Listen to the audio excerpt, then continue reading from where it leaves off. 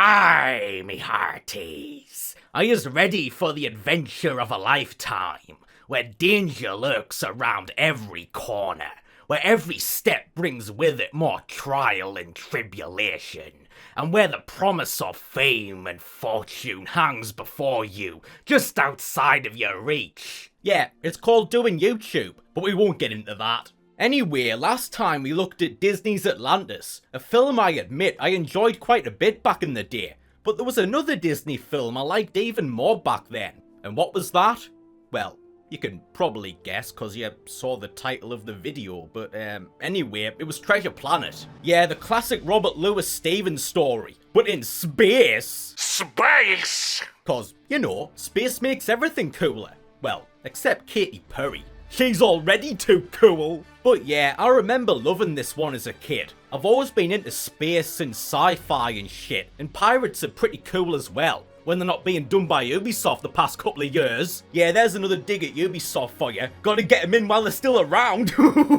But yeah, again, I thought all the steampunky technology was pretty cool. How it was like a mix of futuristic tech and pirate era aesthetics and whatnot. Yeah, just stick some Star Trek style warp drive shit onto a Pirates of the Caribbean rig ship. Why didn't we ever think of that? How do they survive in the cold vacuum of deep space? Who gives a shit? It looks cool, okay? And once again, of course, big Disney animated feature plus early 2000s equals video games out the wazoo. But we don't just have one main version this time, we have two for the price of one!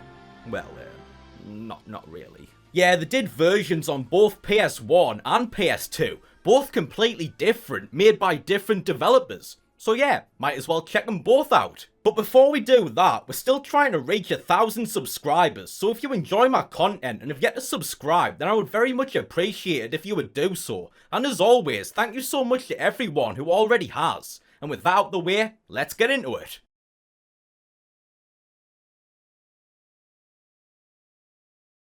So first up, we've got the PS1 version, which was developed by Magenta Software. Yeah, never heard of them. And published by Disney Interactive in 2002. We of course play as that young scallywag Jim Hawkins, and as usual, first things first, we've got a tutorial to get through. But instead of some weird old rich guy who wants to play Simon, we've instead got this lame-o. And what exactly is he? Some kind of weird dog man thing? What is he, a reject from the upcoming Cats spin-off? Dogs?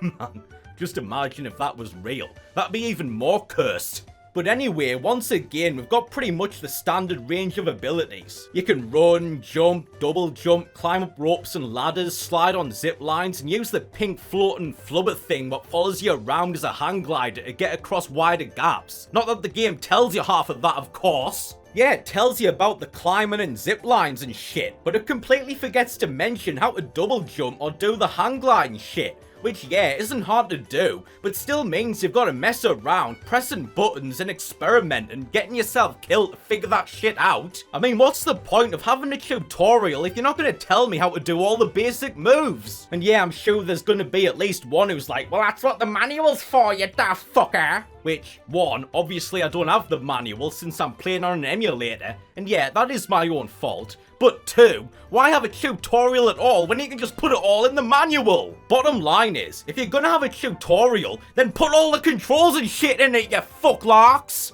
Then in addition to the platforming, there's also the combat. You've got a couple moves. You can zap people with your laser pistol or whatever, and you've also got your laser sword, I guess. What you can do a basic slash with, and you can also do a jump and slash. And that's about it. But it's not just enemies what you use these moves and tools for. Like, you also use your laser pistol to zap switches to open doors and whatnot. And then you've got various containers that can only be opened with certain attacks. Like, you've got barrels what you can only open with your laser pistol, chests and crates where you have to break open with your sword, and then you've got these heavy lock boxes what you'd usually expect you've got to find a key or something to open. But no, your jump and sword slash will do just fine. And as you'd expect, these all contain various collectibles. Like, of course, you've got coins and jewels and shit. So many, in fact, that I'm not really sure why we're even bothering with Treasure Planet. I mean, what's the point of dragging our asses all the way there when there's just plenty lying around here for the taking? Although you do have to spend a lot of them to gain access to elevators and what have you to progress further into the level. Yeah, seems even the Treasure Planet universe has its own money-grubbing wankos to get in your way, just like the Spiralverse apparently. Then you've got these film clapboard things, which as usual unlock extra cutscenes from the film when you find enough of them. And then the heavy lockboxes contain these diary entries from the pirate guy who put the treasure in Treasure Planet or some shit. Get it? He put the treasure in Treasure Planet? You know, cause it was just a planet at first, but then he put all his treasure on it, so it became Treasure Planet? Whatever.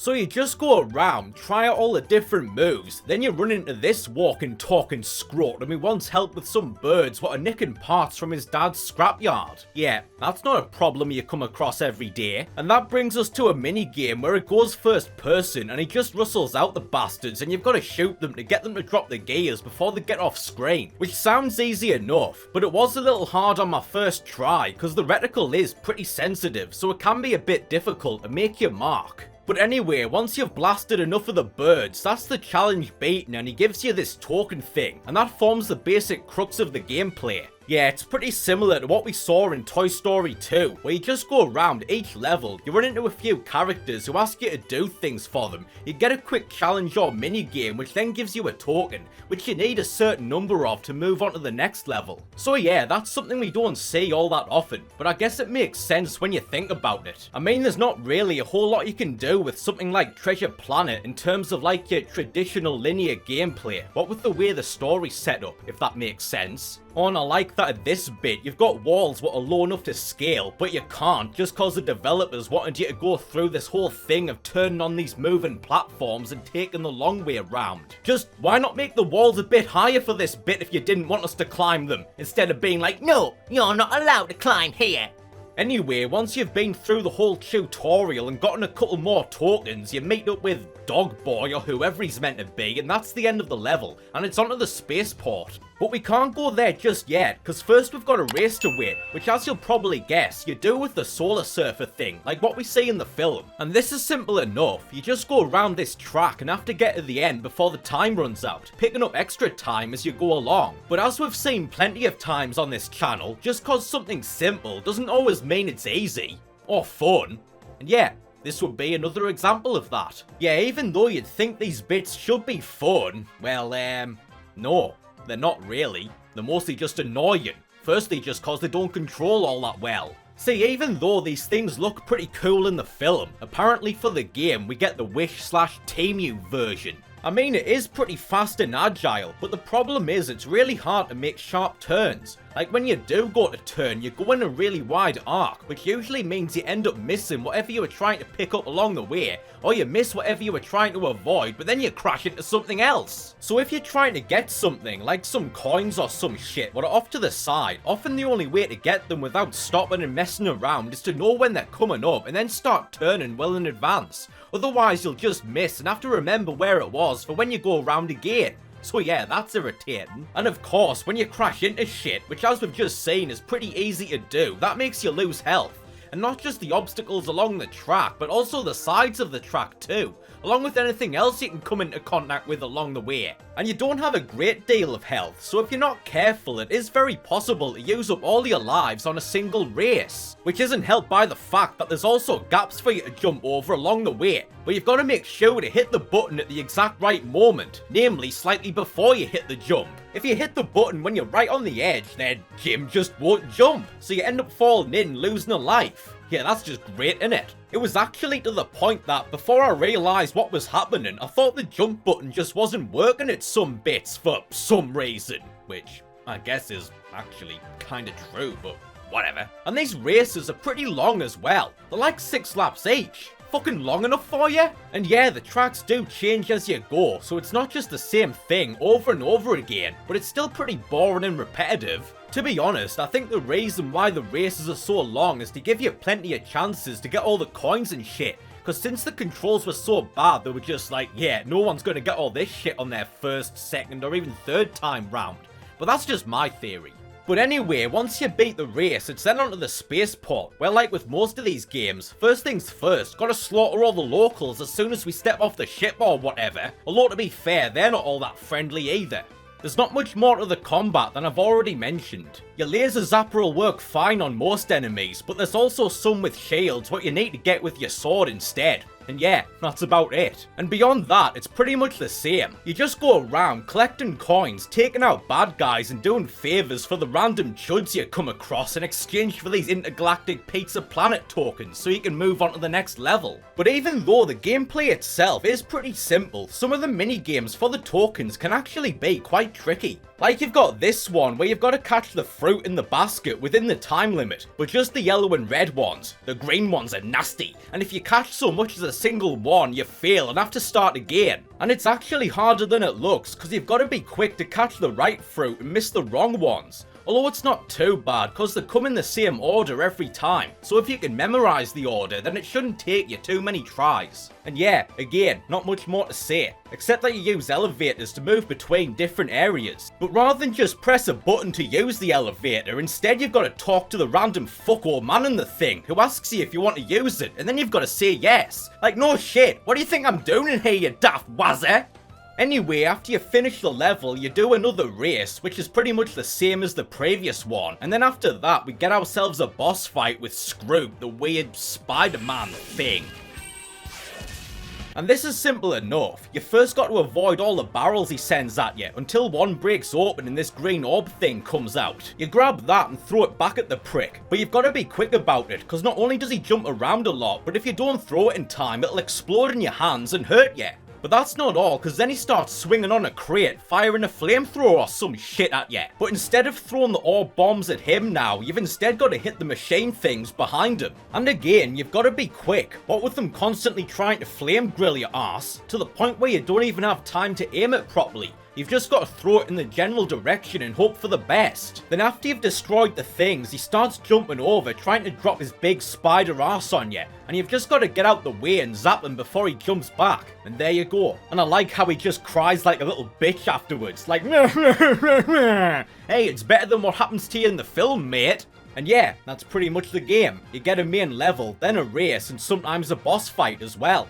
Then next, we're aboard the RLS Legacy on our way to Treasure Planet, and this was when things started to get annoying. See, while the on-foot controls aren't terrible, at least you don't slip around all over the place like every floor's coated in soapy spunk like in Atlantis. They're still not great. I mean, we are still on PS1, so they're about as stiff and clunky as you'd expect for the time, which is fine for the most part since you're mostly going around in wide open spaces and the platforming's fairly basic. But it is annoying when you're given a timed task where you've got to go climbing around in the ship's rigging and up the masts to get a bunch of flags, walking along really narrow planks and shit where you've got no choice but to move slow and carefully since the slightest wrong turn can send you flying off all the way to the bottom, and then you've got to climb all the way back up. And enemies what'll knock you off too. Yeah, that was just a bit irritating, especially when you finally beat the cunt but you haven't saved, and then the game glitches and you get stuck in the rigging with no way to move, and no choice but to close the emulator and lose all your unsaved progress.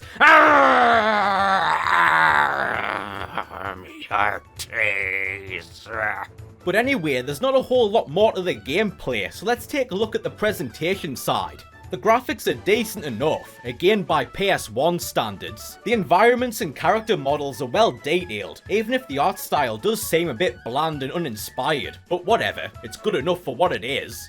The voice acting is similarly fine, once again as you'd expect since it's the same actors reprising their roles from the film. Not much to say, except what is annoying is, as I've mentioned, you've got this flying bit of pink splooge following you around, and for the most part it's silent, but then sometimes it'll repeat things what Jim says. Like when you get a checkpoint, Jim will go, "Yeah, checkpoint," or something, and then straight after it'll repeat what he said and it's annoying high-pitched bleat, and it's just annoying. Yeah, checkpoint! Checkpoint! Checkpoint! Secret area! Secret area! Secret area! Like, just shut the fuck up, will ya? And there's also this thing which, again, isn't to do with the voice acting itself, but this is probably the best place to put it. See, if you fail a challenge and you want to have another try, you've got to go talk to the character what gives you it again. But of course, us gamers don't have time for that shit, so you'll probably end up just skipping through the conversation. But then after you skip the final line to end the conversation, it just keeps on going while you're running around. And again, it's just weird and annoying. Now we see your true worth, and it's not much to write home about. Would you like to try again? Or do you want to go back to Mr. Mop and Mrs. Bucket? 1. I mean, could you really not figure out how to get the line to stop when the conversation does? One thing I did really like is the soundtrack. It's got that upbeat, folky sound that you kind of associate with that era and aesthetic, and it goes well with the setting and gameplay. Funnily enough, it kinda reminds me of the soundtrack from Buzz Lightyear of Star Command. I wonder if they were done by the same people. Anyway, with the legacy done, it's on to Treasure Planet itself, where we first get another race, where you're in the lifeboat thing, which controls exactly the same as the Solar Surfer, so in other words, not very well. And then you're just going around doing more tasks for tokens. Like you've got a mini game where you've got to blast all the pirates before they blast you, and then it goes Metal Gear Solid for another bit where you've got to sneak through the pirates' camp. And this has got to be the easiest stealth segment you'll ever come across, since apparently the pirates have eye patches over both eyes and are all deaf as a post. They never see or hear you unless you step into the light of their lanterns, even if you're standing literally right next to them, so you've just got to wait until they pass by and then run past when their light's not near you, and that's it. Yeah, it would take a real fucking denser to feel this bit. Then after that, we get into the main treasure place, which looks suspiciously like the bit from Bugs and Taz Time Busters. Yeah, I guess Daffy must be in here with us somewhere. You get a few more tokens and yeah, that's it. Then you've got to fight Long John Fuckboy over here, and this was annoying as fuck as well. You start off here with these 3 coloured crystals around you, and the guy fires balls of energy what home in on you, the colours of which correspond to the crystals. And what you've got to do is get the energy balls to hit the right crystals while avoiding the others. When you do that, they explode and hurt the wanker. Although that's a lot easier said than done, because it's actually pretty difficult to get the balls to hit the right crystals. See, like I said, they're home in on you, so you've pretty much got to stand next to the crystal and then jump out the way at the very last second to get it to hit. You move slightly too early, it follows you and misses. You move too late, it hits you instead. And on top of that, you've got to make sure you're in the exact right spot, since it can look like you're in the right place, but then you move and the fucking thing still misses, even though it looked like it shouldn't have. And then of course you've got moments where the bastard fires balls what aren't the fucking colour you need, so you've just got to run around and wait for him to fire more. And once you've done that, of course it's not over, because he then starts firing proximity mines at you what take up most of the platform you're on. And you've got to make sure to be stand on a bit where the mines don't land. Then sometimes there'll be a dud one what lands, which you then have to pick up and throw back. But even that's a load of shite, because the aim's really sensitive, so when you go to hoy it at them, you can end up suddenly throwing it wide just for no reason, and then you've got to go through even more of this shit. And then after you beat that, we're still not done, because then you end up at the bottom of this bit, hanging onto the wall while he's making rocks and shit fall down on you what you've got to avoid. And then every once in a while a diamond or some shit will fall, which you've then got to catch and throw back up at him, which again is easier said than done, because you've got to make sure you're in the right place to throw it up so it lands next to him, again while avoiding all the shit he's throwing down on you. So while I appreciate the fact that the boss fights have a bit of depth to them and are more than just run around, beat the shit out of the wanker, this bit was still a colossal pain in the arse. Then after that, you escape from Treasure Planet, which is just another race. You make it back home, they have themselves a good old piss up, and there you go.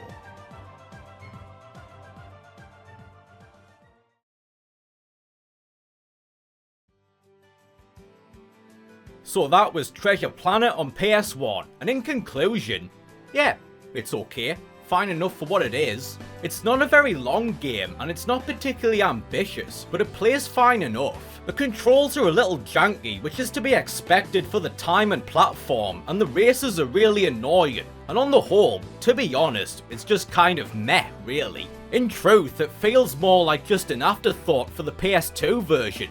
Speaking of which, so Treasure Planet, this time on PS2, was developed by Bizarre Creations. Yeah, we've looked at a few games that could probably fall under that title. And again, it was published by Disney Interactive in 2002. We of course once again plays that young rapscallion Jimmy Hawkins, looking strangely like a character from Pokemon or something here. Were his eyes that big in the film? But anyway, again, we start on the planet Montressa with a tutorial level. You meet old Professor Pooch here who tells you about these beacon things what you've got to activate. Yeah, these are basically this version's version of the token things from the PS1 version. Yeah, you can tell I'm a professional writer, can't you? There's a bunch in each level, and you need to activate a certain number to unlock the next level. You've got pretty much all the same abilities as the PS1 game, although as you'd expect, the movement is a lot faster and more fluid. One of the main features this time is, I'm not even really sure what to call them, tools, abilities, I don't know. Basically, you've got the pink flubber thing following you again, which I only just realised is called Morph. Yeah, I completely forgot that. The only Morph I know is this guy. But anyway, when you jump on these platforms, old Morph will do just that, and morph into whatever tool is on the platform. Like here, he can turn into a pair of robotic arms, what he can then use to smash through walls, pick up and throw objects, and do more damage to enemies. And there's a whole bunch of other things he can do over the course of the game. Like he can turn into a flying disembodied hand to pull levers, a jetpack what lets you jump higher, a set of wings so you can fly, and a pair of boots what let you run super fast. So yeah, that's pretty cool, and adds some new dimensions to the gameplay.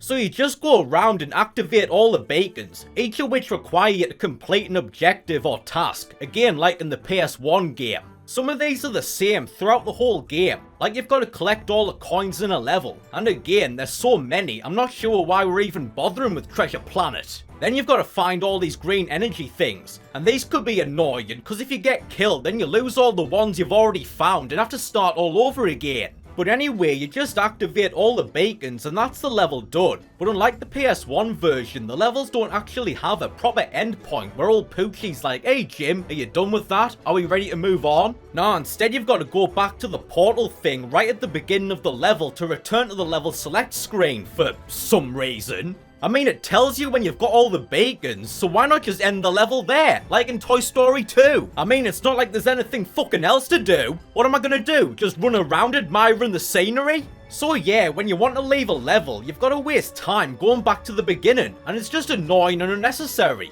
I mean, you can just quit the game, and it'll be fine, since it auto-saves after every beacon you get, but that's still not ideal, because then you've got to mess around loading to get back to where you were. Just, why not let us quit straight back to the level select screen? What the fuck, man? Anyway, next, we've got the Solar Surfer levels again. And are they any better than in the PS1 version?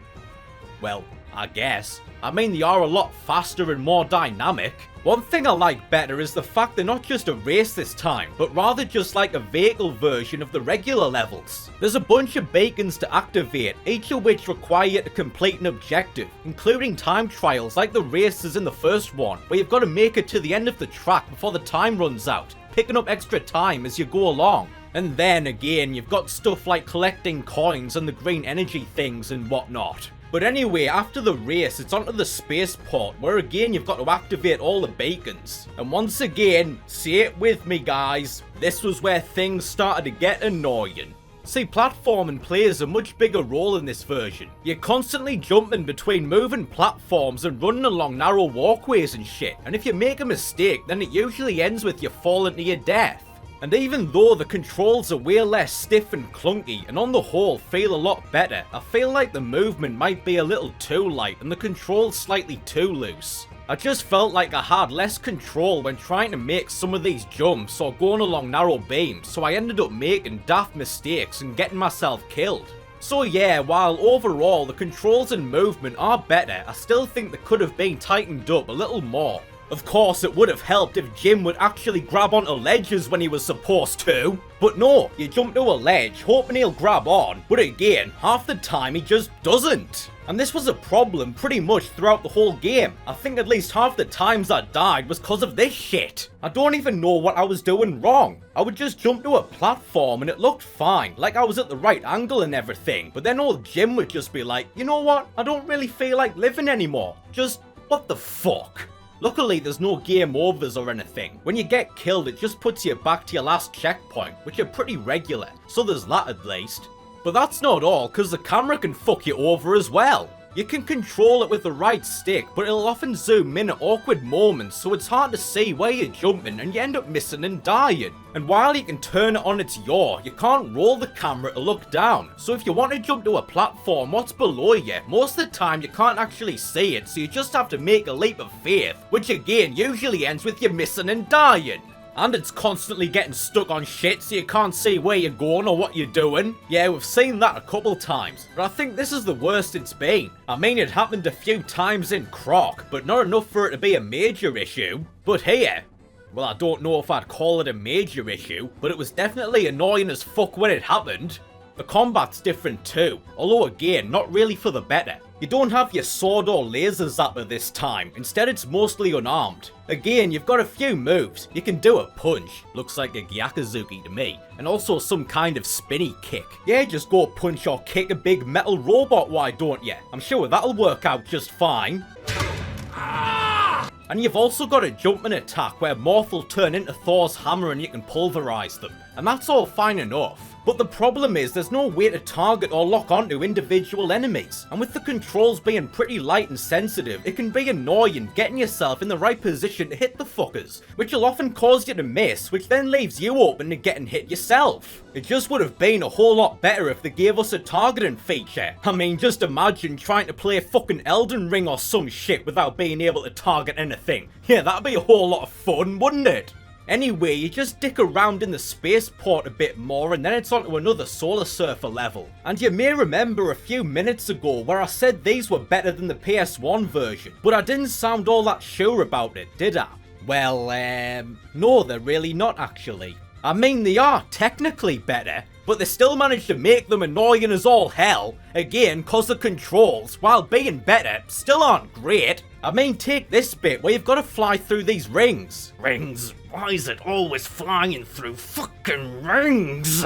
After you go through one ring, you've only got a couple seconds to go through the next, or you fail and have to start again. So naturally, you're going to be going really fast. But of course, when you're going fast, it's harder to control yourself. So there were plenty times when I would make a turn but overshoot it slightly and end up missing the ring, and there just isn't enough time for you to turn your ass around and go back through. So I was pretty much fucked. Yeah, again, you've really just got to remember what's coming up so you can control your speed in advance and get yourself in the right place. But then you've got these lights from heaven, I guess, will give you a speed boost, and that's fine. Except for the fact you're going even faster, so it's even harder to control yourself and easier to miss the rings and shit. Yeah, great. Thanks. And of course, if you fuck up here, it doesn't ask you if you want to try again or anything. Nah, it just leaves you to drag your ass all the way back to the start. I mean, is it really that much to ask just to let us press a button to try again? Yeah, whenever I failed these bits, which as usual was more times than I care to disclose, I just ended up throwing myself over the edge to my death so I could quickly go back to the start. But there's more. Of course, there always is, because then we've got this bit where it goes Tony Hawk on us and you've got to jump around this bit doing tricks to earn points. And by tricks I mean like just 2 or something. And of course, this shit was easier said than done as well. You've got to earn 10,000 points in a minute, which seems like plenty of time, but it actually isn't, because it takes way longer than you'd expect to go jumping around this bit, even with the godlight to make you go faster. Then when you're in the air, you've got to hold different buttons to do tricks, which are mostly just go and spin a rooney on your rocket-powered windsurf, and for every spin you get 1,000 points, with point multipliers if you do multiple spins in a single jump. But it's hard to control yourself when you're in the air, and if you crash, or so much as touch something before the trick's done, then you don't get the points. For fuck's sake, man! So while these bits are technically better than those in the PS1 version, I still mostly just found them annoying, to the point that I would just sigh every time I came to another one. And I just find that so baffling. I mean, how do you make this not fun? Just how? Anyway, after the spaceport, we then embark on our journey to Treasure Planet. One thing I like is the fact that there's plenty of variety in the objectives you do for the beacons. You've got the collection tasks, platforming-based objectives, shooting minigames, stealth sections that are actually challenging this time, boss fights. Oh, Mr. Hands, oh, yeah, if you know, you know. Just keep those hands away from me. Oh. But yeah, it is cool that they give you a decent level of variety, which when paired with the stuff like the temporary abilities helps keep the gameplay interesting. And overall, I feel this game has a lot more ideas than the PS1 version, which didn't really do anything original and just felt like a pretty bog standard movie tie-in. Then next, we have to fight that piece of shit Scroot McFuck again, which of course is completely different to the PS1 game. Basically, you've got to stay away from him and jump over to the side to get Morph's hand power and then get over to the other side to pull the lever. That brings down the godlight, which you've then got to lure him into so he gets stuck, and then you've got to hit the blue button with your hammer to make a cannon come up from nowhere and fire a cannonball up his sorry arse. And there you go. Pretty convoluted if I say so myself, but whatever. You just do that a bunch more times, with the number of buttons you've got to hit with your hammer increasing every time you trap him, so you've got to move quicker before he gets free again. Yeah, this wasn't too bad, but it could still be annoying since you've got to jump over to the boats at the side, and if you fuck it up, you can easily fall through the gaps and die, and then of course you've got to start again. Hey, he's not dead. But that's okay, means we can give him a good old teabagging. There you go, you piece of shit. How'd you like those salty balls in your face? Yeah, this ain't no Elder Scrolls Online, no pussy-ass developers to help you here. Then after that, we make it down to Treasure Planet itself. The graphics are obviously way better than the PS1 version. The environments and character models are a lot more detailed and defined, there's better use of lighting, and I think the art style does more resemble the look of the film. Nothing really to say about the voice acting. Again, it's just the actors from the film reprising their roles, and they do a fine enough job. Once again, I really like the soundtrack. It's pretty similar to the PS1 version, at least in parts. It's got that same folky upbeat sound that goes well with the setting and gameplay. But it's also a lot more varied. Like as you get further into the game, it takes on a more spacey sci-fi sound, almost like something you'd hear in Knights of the Old Republic or something. And as you get into the final levels, it gets a lot more hard-hitting and epic sounding. But yeah, it's just a really good soundtrack that sounds and feels like a lot of passion and imagination went into.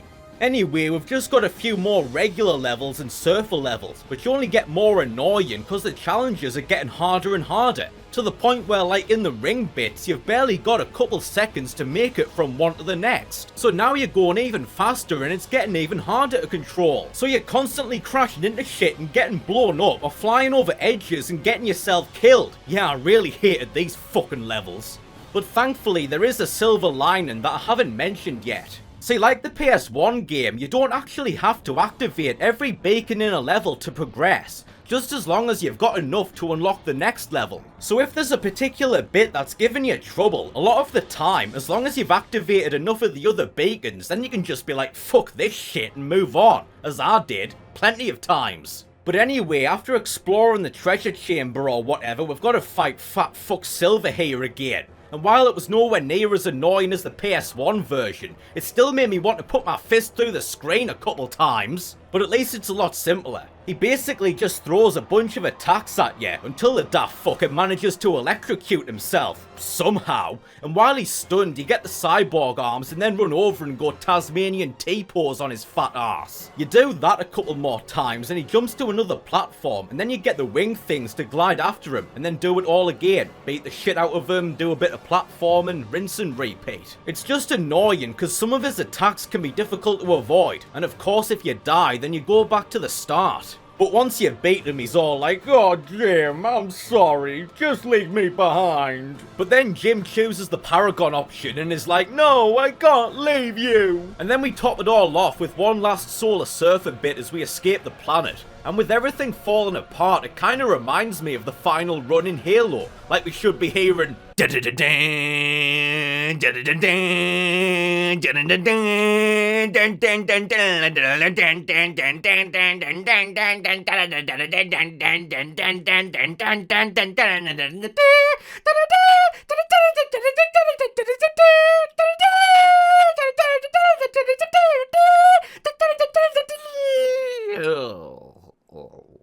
fuck. Anyway, again, you escape Treasure Planet, make it home, have another piss up, and there you go.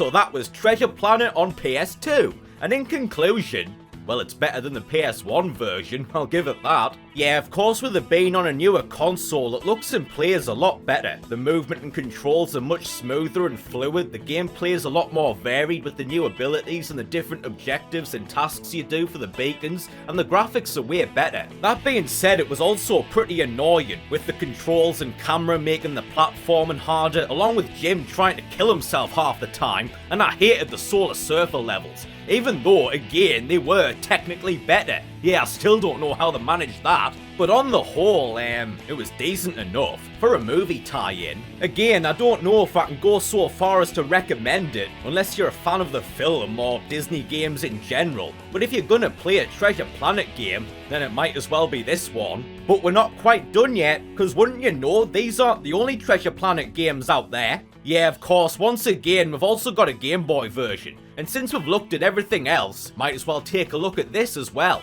So let's do that.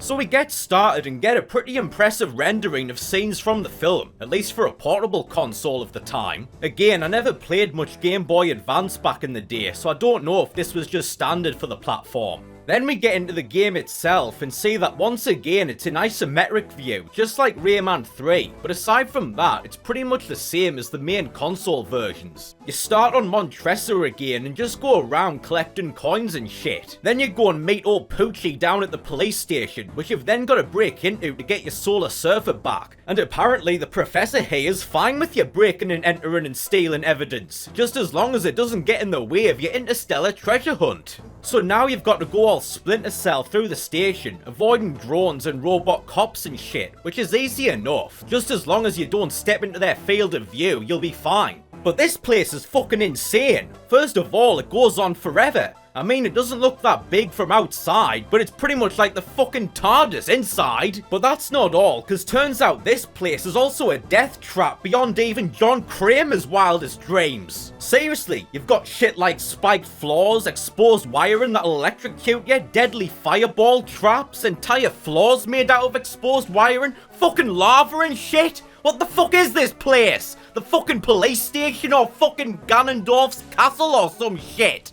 But yeah, this just keeps on going. Just this never-ending maze that gets deadlier and deadlier as you go on, until I just couldn't be arsed anymore and was like, yeah, fuck this. And that's that.